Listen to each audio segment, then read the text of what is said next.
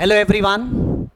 First of all, congratulations to all of you who has found place in the list of civil service mains examination. ज़्यादातर candidates ऐसे होते हैं जो mains की तैयारी हैफजार्ड तरीके से करते हैं, खासकर फर्स्ट अटेम्प्ट कैंडिडेट के साथ ऐसा बहुत होता है।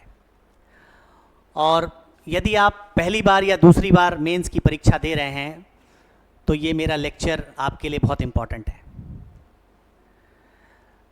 मेंस की तैयारी ऑर्गेनाइज तरीके से की जानी चाहिए। यदि आप ऑर्गेनाइज तरीके से तैयारी करते हैं और यदि आपकी तैयारी अबव एवरेज है तो भी आप एक्सेलेंट परफॉर्म कर सकते हैं। यदि आपकी तैयारी ऑर्गेनाइज नहीं है और आप एक्स्ट्रा ऑर्डिनरी आपने कंटेंट पढ़ा हुआ है फिर भी आप खराब परफॉर्म करेंगे। तो ऑर्गेनाइज्ड तैयारी मतलब ऑर्गेनाइज थिंकिंग। ऑर्गेनाइज थिंकिंग कैसे मेंस परीक्षा क्वालिफाई करा सकता है, मैं आज इस पर आपसे बात करूंगा। सबसे पहले तो ये कि ऑर्गेनाइज थिंकिंग का मतलब है कि आप अभी से 65 डेज, मैं 67 टोटल डेज हैं लेकिन मैं 65 काउंट कर रहा हूँ, 16th ऑफ जून से लेकर और 21 अगस्त तक आपके पास 65 टोटल डेज हैं। डेज कम हैं पढ़ने के लिए, कंसोलिडेट करने के लिए, उसको रिप्रेजेंट करने मतलब राइटिंग के लिए आपके पास समय बहुत कम है। 4 जनरल स्टडीज़ के पेपर हैं, 1 एसे का पेपर है और ऑप्शनल के 2 पेपर आपको तैयार करने हैं। साथ में कुछ लोगों को अपने लैंग्वेज पेपर भी थोड़ा बहुत पढ़ना होता है। तो इतनी सारी तैयारी इतना कम समय कैसे पॉसिबल है, कैसे आप कर सकते हैं? इस तैयारी की कुछ स्ट्रैटेजी मैं आपको बताऊंगा। मैं आपसे सिलेबस बेस्ड डिस्कशन नहीं करने जा रहा हूं, मैं आपसे उस तैयारी के कुछ ऐसे डायमेंशंस, कुछ ऐसे की आइडियाज़ आपके साथ शेयर करूंगा जिसकी हेल्प से आप अपनी तैयारी को बेहतर बना सकते हैं। तो क्या है वो डायमेंशन? 6 स्टेप्स हैं, 6 स्टेप्स हैं जिसको आपको ध्यान में रखना है। इसको आप जॉट डाउन कर लीजिए, इसको आप लिख लीजिए। यदि आपको इस बार मेंस देना है, ये 6 स्टेप आपके रजिस्टर में कहीं पर या एक सीट में लिखकर कहीं सामने चिपका दीजिए। ये 6 स्टेप आपको हमेशा ध्यान रखना है, 6 बातें आपको ध्यान रखनी है। सबसे पहला, मेंस की तैयारी के लिए स्टेबिलिटी ऑफ माइंड बहुत इंपॉर्टेंट है। फर्स्ट रिक्वायरमेंट है माइंड की स्टेबिलिटी, ये सबसे इंपॉर्टेंट डायमेंशन है क्योंकि आपका माइंड क्योस में होता है। क्योस माइंड में कैसे आता है? आपके पास सिलेबस पढ़ने के लिए बहुत ज़्यादा है और सिलेबस ही केवल नहीं है, जीएस पढ़ना, ऐसे पढ़ना, ऑप्शनल पढ़ना, सिलेबस ही नहीं है। आपको लगता है नोट्स बनाए, नहीं बनाए, नोट्स कितना बनाएं, ऐसे के लिए क्या काम करें, एथिक्स अभी नहीं पढ़ा उसकी तैयारी कैसे होगी, राइटिंग स्किल कैसे इंप्रूव होगा, राइटिंग में क्या होना चाहिए, राइटिंग का फॉर्मेट कैसा होगा। मल्टीपल चीज़ें आपके दिमाग को क्योटिक बना देती हैं, अनार्किकल बना देती है। स्टेबिलिटी ऑफ माइंड बहुत इंपॉर्टेंट है। स्टेबिलिटी ऑफ माइंड पर मैंने पहले लेक्चर शेयर किया हुआ है। आप माइंड को पीस में लाएं, स्टेबल बनाएं। तैयारी जैसे जैसे आप आगे बढ़ाते हैं वैसे वैसे आपका माइंड स्टेबल भी होता चला जाता है, ये भी फैक्ट है। लेकिन आपको माइंड को स्टेबल करने का प्रयास करना चाहिए, आपको स्टिक करना चाहिए, फोकस्ड होना चाहिए। जो काम मैं करूंगा उसी पर अटेंड करूंगा, बाकी चीज़ों को भी पीस में रखूंगा, स्टेबल बना दूंगा, उस पर नहीं सोचूंगा, उस पर ज़्यादा एंक्सस नहीं होऊंगा। ये मेंटल स्टेबिलिटी फर्स्ट रिक्वायरमेंट है। दूसरा एक बहुत बड़ा फैक्टर है, स्टूडेंट मेंस की तैयारी करते समय ज़्यादातर समय वो कंटेंट इकट्ठा करने में लगा देते हैं। प्रिलिमिनरी में और मेंस में फ़र्क होता है। प्रिलिमिनरी की परीक्षा में डायमेंशंस क्वेश्चंस के कुछ भी हो सकते हैं, मेंस में आपको पता होता है क्वेश्चन का रेंज क्या होगा। यदि आपने सीरियसली तैयारी की है तो आपको पता होगा कि ये टॉपिक होगा, ये सब टॉपिक होगा, ये इसके डायमेंशन होंगे और यहाँ से क्वेश्चंस पूछे जाएंगे। 15 to 20% ऐसा सिलेबस होता है जिसका आपको सिलेबस नहीं पता कि क्वेश्चन कहाँ से पूछा जाएगा। अदरवाइज 80% सिलेबस के बारे में यदि आपने सीरियसली पढ़ा है तो आपको पता है कि कहाँ से क्वेश्चंस पूछा जाएगा। लेकिन आप बहुत सारी चीज़ें, बहुत सारे कंटेंट, बहुत सारे मटेरियल ढूंढना शुरू करते हैं और आपकी तैयारी को डिस्टर्ब करता है। और ये 15, 20, 25 दिन अगर आपने इसमें निकाल दिया तो आपका जो मेंस एग्ज़ाम है आपके हाथों से निकल जाता है। फिर आप लक पर डिपेंड करना शुरू कर देते हैं। तो आपके अंदर कंटेंट की स्टेबिलिटी बहुत ही इंपॉर्टेंट है और कंटेंट के लिए एक बहुत इंपॉर्टेंट प्रिंसिपल है, इसको 250 वर्ड्स प्रिंसिपल बोलते हैं। आपको 250 वर्ड्स प्रिंसिपल फॉलो करना चाहिए। मैं ब्रीफ अभी बता रहा हूँ, मैंने अलग से लेक्चर इस पर लिया हुआ है। तो 250 वर्ड्स प्रिंसिपल मतलब आप जीएस का एग्जाम दें, ऐसे को छोड़ देते हैं, जीएस का पेपर दें 4 या ऑप्शनल पेपर आप लिखते हैं, आपको मैक्सिमम एक क्वेश्चन जो लिखना होता है वो 250 वर्ड्स में आंसर करना होता है। ऑप्शनल में आप थोड़ा ज़्यादा लिखना पड़ सकता है कुछ क्वेश्चंस में, लेकिन जनरली 250 वर्ड्स के क्वेश्चन आपको आंसर करने हैं। जनरल स्टडीज़ की तैयारी करते समय या ऑप्शनल की तैयारी करते समय आप टॉपिक को सब टॉपिक में बांटिए और उस सब टॉपिक, सपोज कीजिए रिवोल्ट ऑफ 1857, तो रिवोल्ट ऑफ 1857 का सब टॉपिक है cause of revolt of 1857। Causes में सोशल कॉज हो सकता है, इकोनॉमिक कॉज हो सकता है, पॉलिटिकल कॉज हो सकता है या इमीडिएट कॉज हो सकता है।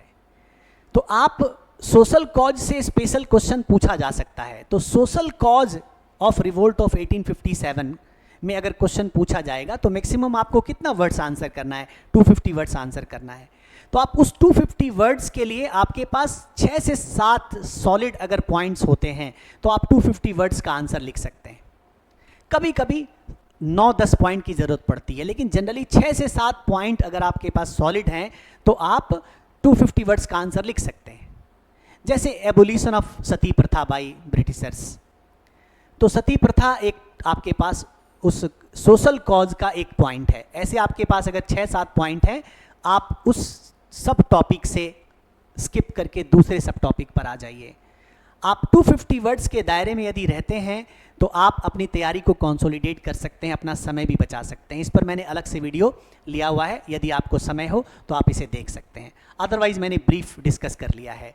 तो आपका कंटेंट कितना रिक्वायर्ड है, सबसे पहली बात ये ध्यान रखनी है, आपको आज से किसी टॉपिक पर एक या उससे ज़्यादा कंटेंट नहीं पढ़ना है। टॉपिक के सब टॉपिक, जैसे revolt of 1857 cause, revolt of 1857 leaders, revolt of 1857 effect, या फिर अगर हम पॉलिटी में बात करें फंडामेंटल राइट्स, तो amendability of fundamental rights and DPSP primacy suppose, और सेकुलरिज्म कंपेयर्ड विथ यूएस और फ्रांस और इंग्लैंड।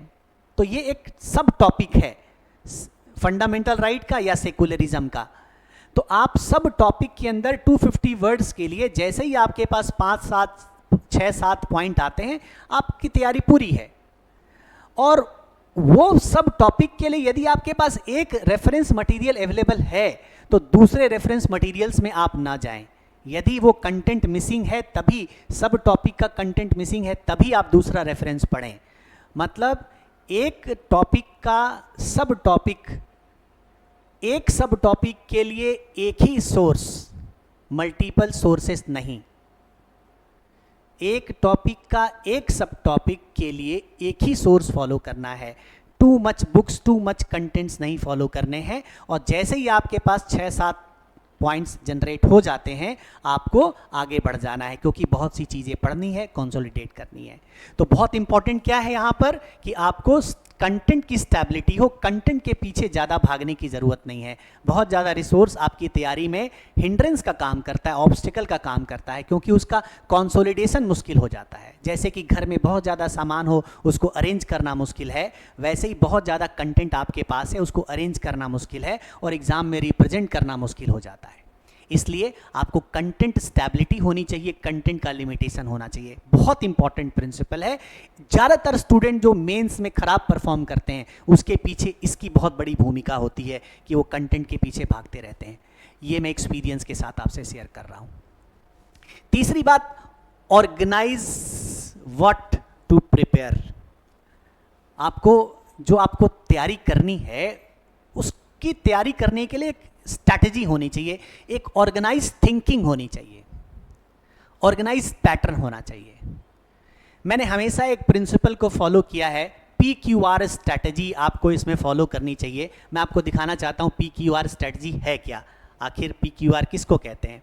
तो PQR स्ट्रैटेजी, P का मतलब है priority, priority based on importance and coverage.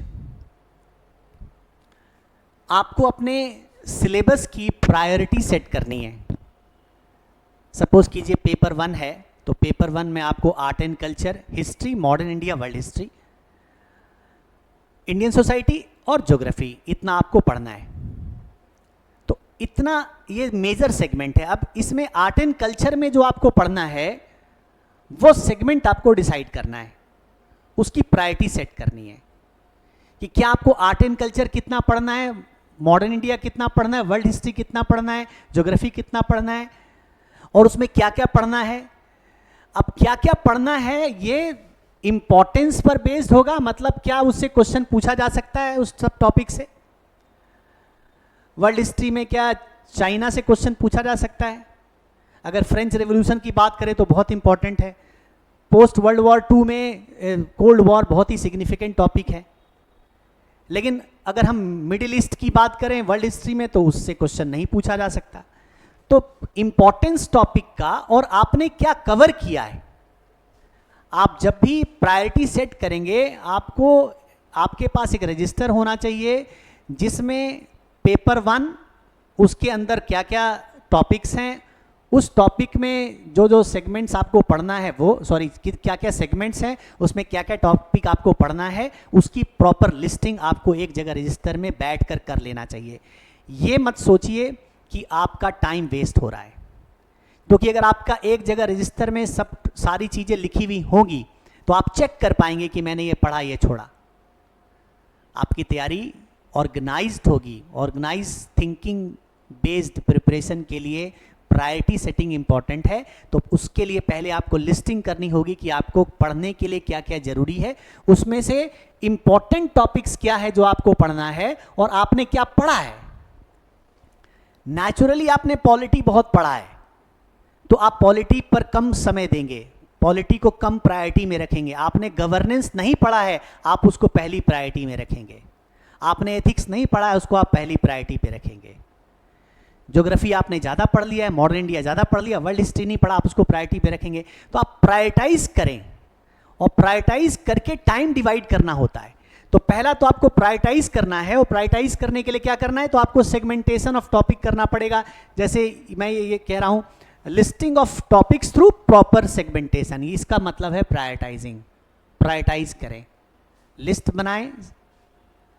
Paper 1 ये सेगमेंट है art and culture, history, world history, society, geography, और उसके अंदर क्या क्या टॉपिक्स हैं जहां से क्वेश्चंस पूछे जा सकते हैं उसको डिसाइड करने का एक तरीका होता है। उसका तरीका होता है PYQ, प्रीवियस ईयर क्वेश्चन, और based on this EQ, expected questions. Previous year question को देखकर आप एक्सपेक्टेड क्वेश्चंस डिसाइड कर सकते हैं। तो पिछले 15 साल के क्वेश्चन देखिए, वहां से टॉपिक आपको मिलेगा। 2013 से नया पैटर्न स्टार्ट हुआ है तो 2013 से आप देखिए, आपको पता चलेगा क्वेश्चंस क्या पूछा जा रहा है और उसके बेसिस पर क्या और पूछा जा सकता है, आप उसका डिसीजन ले सकते हैं या फिर किसी एक्सपर्ट की हेल्प लीजिए, किसी कोचिंग को ज्वाइन कीजिए। तो PYQ और EQ ये दोनों आपको बताएगा कि टॉपिक कौन सा इंपॉर्टेंट है और उस इंपॉर्टेंट पे आपको कहाँ समय ज़्यादा देना है, वो आपकी एबिलिटी, आपने क्या पहले पढ़ा है, उस बेसिस पर आप प्रायोरिटी सेट करेंगे। प्रायोरिटी सेटिंग के लिए आप कैसे डिसाइड करते हैं, प्रायोरिटी सेटिंग में आप कैसे डिसाइड करते हैं, तो टॉपिक लिखते हैं, जैसे रिवोल्ट ऑफ 1857, सब टॉपिक लिखते हैं, उसमें प्रीवियस ईयर क्वेश्चंस क्या पूछा गया है, क्वेश्चन का नंबर केवल लिख दिया, और आप अपना शेड्यूल सेट करते हैं कि आप कितना दिन और क्या क्या डेज उसमें स्पेंड करने जा रहे हैं। ये आपको बाद में फिल करना है। फर्स्ट स्टेप है टॉपिक और उसके सब टॉपिक की लिस्टिंग करना। जब आपने टॉपिक सब टॉपिक लिस्ट कर लिया, प्रीवियस ईयर क्वेश्चन भी साथ में लिख दिए, क्वेश्चन का नंबर लिखिए, पूरा क्वेश्चन लिखने की ज़रूरत नहीं है उस वक्त। तो आपने जब ये लिख दिया, अब बाद में आप शेड्यूल में फिल कर सकते हैं कि मुझे ये इस दिन पढ़ना है, ये बाद को में फिल करने की चीज़ है। फर्स्ट पेपर उसके सेगमेंट्स में से टॉपिक सब टॉपिक्स।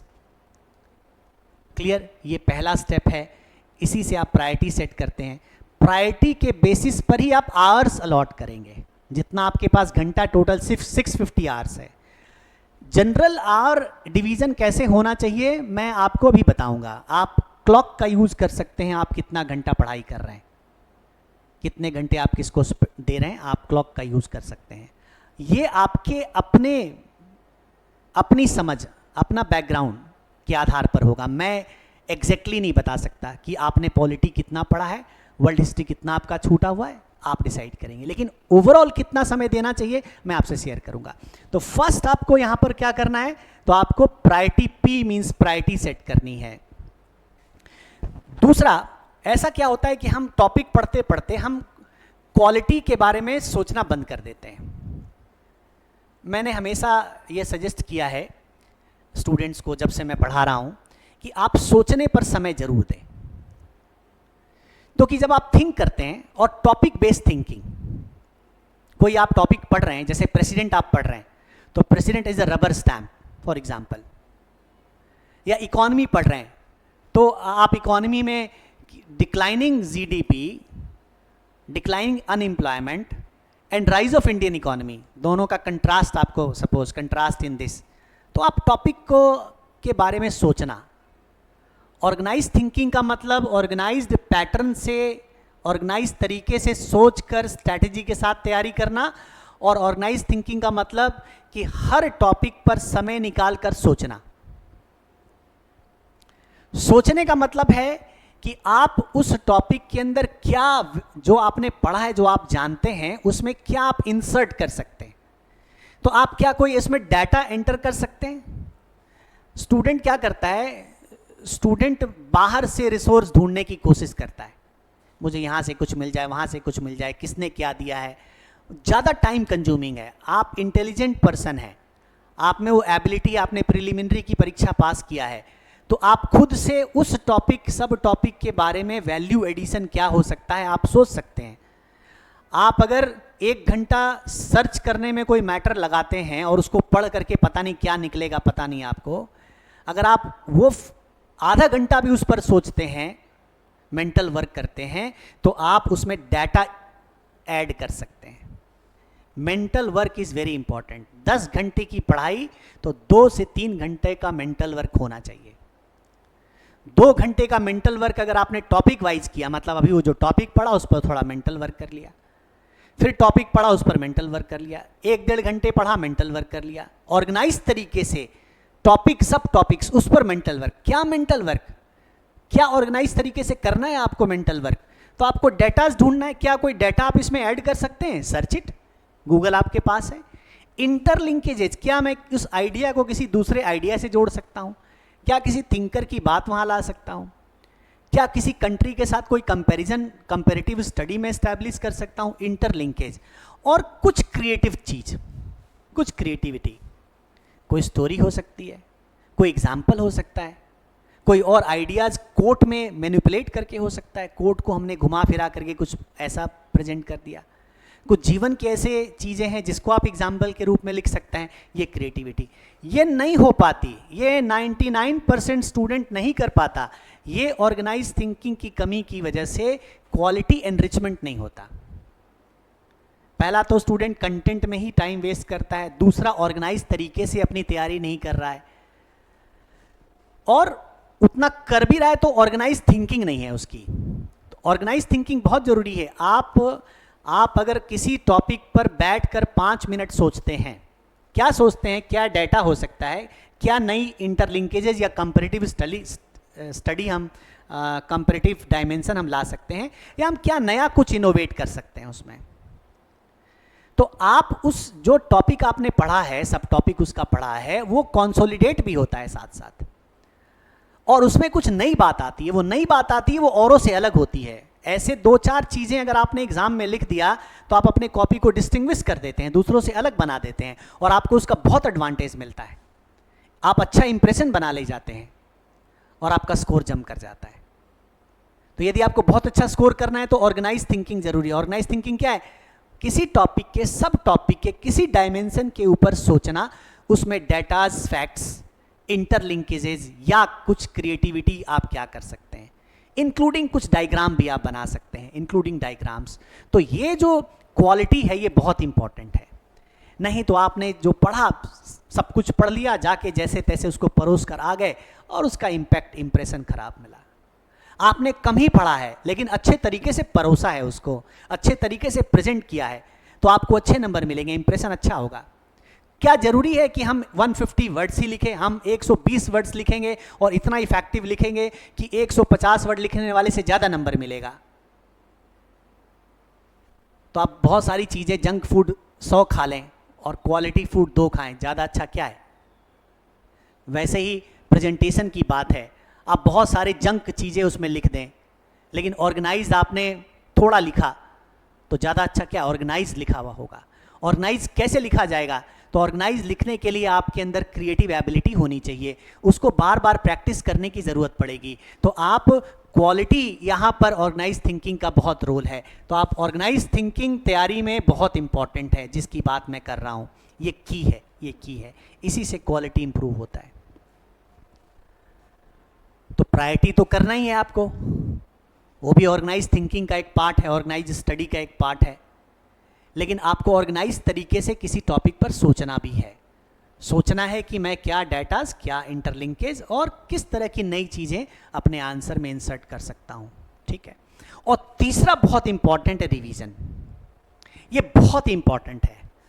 आप जितनी ज़्यादा बार रिवीजन, आप ये मत सोचें कि आपने एक बार पढ़ के रिवाइज कर लिया और आप मेंस की परीक्षा लिख देंगे।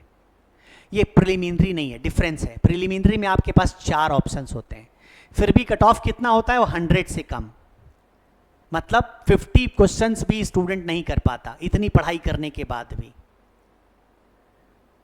यहां पर तो आपको कोई ऑप्शन नहीं देना है, आपको तो जितनी बातें 150 वर्ड्स 250 वर्ड्स जो लिखना है आपको खुद ही लिखना है। उसके लिए पॉइंट्स आपको पता होने चाहिए, उसका आइडिया को कैसे ऑर्गेनाइज करना है आपको वो भी आना चाहिए। तो ये रिवीजन बहुत जरूरी है, मल्टीपल रिवीजन, कंसोलिडेशन बहुत जरूरी है। 4 बहुत, एक टॉपिक पर उसके एक सब टॉपिक पर 4 चीजें पढ़ने से अच्छा है एक चीज को बार बार पढ़ें, 4 बार पढ़ा जाए। तो कहते हैं कि 4 किताब पढ़ने से अच्छा है एक किताब को अच्छे से पढ़ा जाए। तो किसी टॉपिक पर 4 किताबें नहीं पढ़ें, उस टॉपिक के उस डायमेंशन पर एक ही किताब पढ़ें, उसको बार बार पढ़ें। अगर वो कोई डायमेंशन किसी बुक में नहीं है, किसी कंटेंट में नहीं है, मान लीजिए कोई सब टॉपिक का कोई डायमेंशन नहीं है, तब तो हमें पढ़ना ही पड़ेगा, दूसरा सोर्स ढूंढना होगा। लेकिन उसी चीज़ का सोर्स, आप फंडामेंटल राइट आप एम लक्ष्मीकांत से भी पढ़ रहे हैं और दूसरी, चौथी, 5वीं किताबें भी उससे पढ़ रहे हैं, उससे अच्छा है कि आप एम लक्ष्मीकांत को ही कंसोलिडेट कर लें। तो कहना यह है कि आपको मल्टीपल रिवीजन करना है। जब तक आप बार बार रिवाइज नहीं करेंगे, आप अपने जो तैयारी आपकी उसको कंसोलिडेट अगर आप नहीं करते हैं, तो आप मेंस की परीक्षा नहीं लिख पाएंगे। मेंस की परीक्षा एक अलग तरह का गेम प्लान है और अलग बॉल गेम कह सकते हैं आप उसको है। तो 3 स्टेप PQR स्ट्रेटेजीज में आता है, ठीक है। तो मैंने आपको बताया यहाँ पर stability of mind, stability of content, organising what to prepare.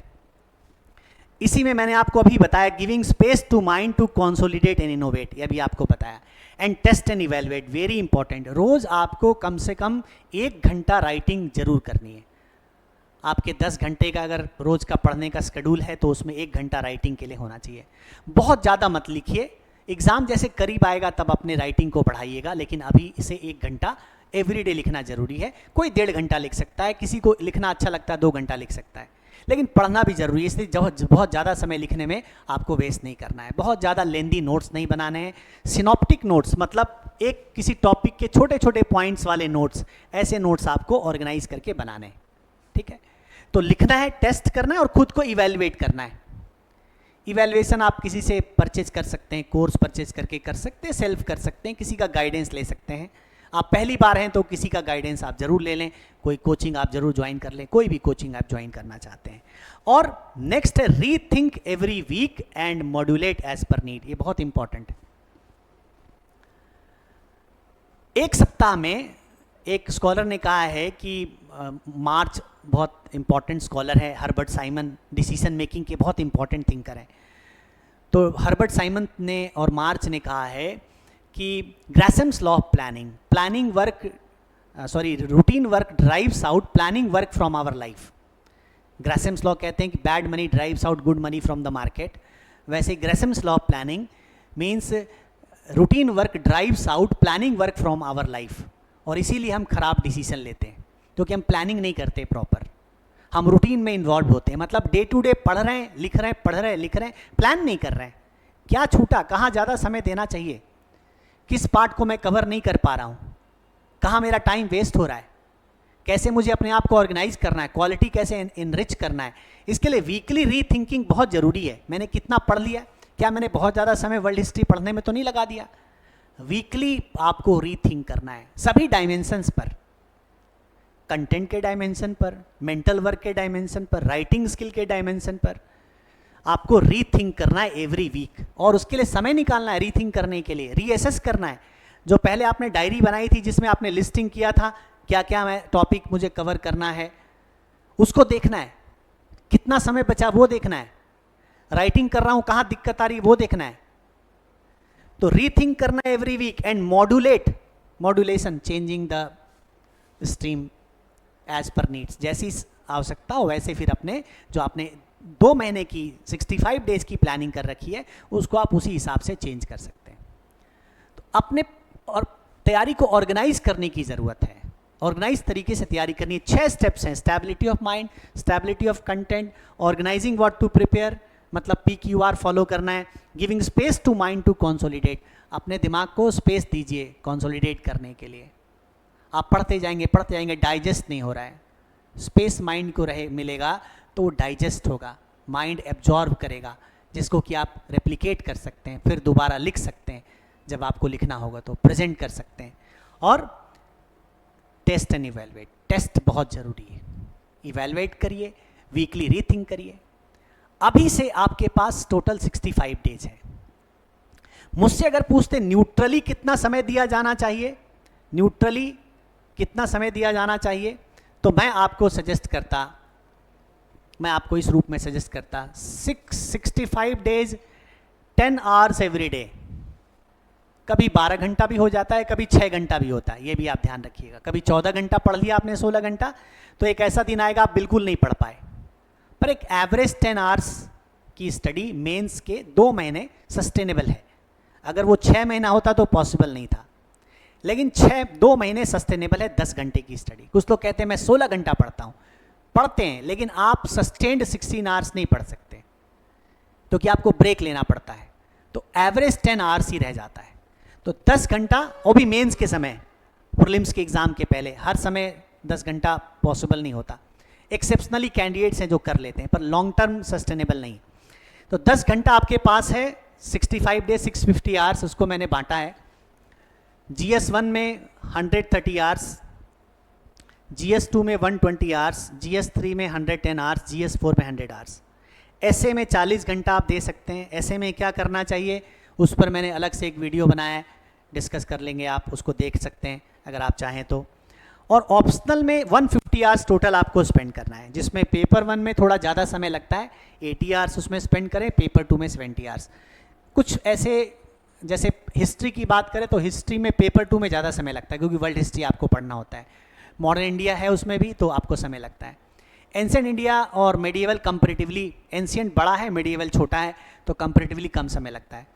तो कुछ ऐसे पेपर हैं जिसमें पेपर 2 में ज़्यादा टाइम लगता है, अदरवाइज जनरली पेपर 1 ज़्यादा टाइम कंज्यूम करता है, पेपर 2 कम। तो 80-70 या 75-75 आप कर सकते हैं। टोटल 650 आवर्स का ये, इसमें मैंने लैंग्वेज का टाइम नहीं डाला है, वो आपको इसी में से निकाल करके लैंग्वेज के लिए बीच बीच में पढ़ाई थोड़ी बहुत करनी चाहिए, यदि आपको लगता है कि आप 10th स्टैंडर्ड का लैंग्वेज आपका प्रिपेयर्ड नहीं है तो, क्योंकि वो भी क्वालिफाइंग होता है, बहुत इंपॉर्टेंट होता है। तो मेरा सजेशन आपसे ये है कि आप मेंस की तैयारी ऑर्गेनाइज तरीके से करें, ऑर्गेनाइज थिंकिंग के साथ आप तैयारी करें। यदि आपकी थिंकिंग ऑर्गेनाइज होती है तो आप इफेक्टिवली परफॉर्म कर सकते हैं। यदि आपको मेंस परीक्षा में आने वाली कोई ऐसी खास तरह की दिक्कत है, परेशानी है, जिस पर कि आप हमसे संपर्क करना चाहते हैं, तो आप अंकुरम IAS के टेलीग्राम चैनल से जुड़ सकते हैं और मुझसे सीधा आप बात कर सकते हैं। मुझसे बात करने के लिए आपको एक मैसेज डालना होगा। मैसेज के लिए नंबर टेलीग्राम चैनल पे हमारा ऑफिशियल नंबर अवेलेबल है, और मुझसे आप मेंटरिंग ले सकते हैं। मेंटरिंग का मतलब वो मेंटरिंग नहीं जो आप मेंटरशिप कोर्स की बात कर रहा हूँ। आप मुझसे पूछ सकते हैं कोई भी तरह की खास स्पेसिफिक दिक्कत अगर आप महसूस करते हैं, किसी भी प्रकार की पढ़ाई से संबंधित, मेंटल स्टेट से संबंधित, तो आप मुझसे क्वेश्चंस पूछ सकते हैं। मैं आपके लिए अवेलेबल हूँ टिल योर मेंस एग्जामिनेशन। आपको ऑर्गेनाइज तैयारी करने के लिए मैं पहले से शुभकामनाएं देता हूँ। All the best for your exams and a fruitful study of 65 days ahead. Thank you very much. See you with new sessions and new lecture.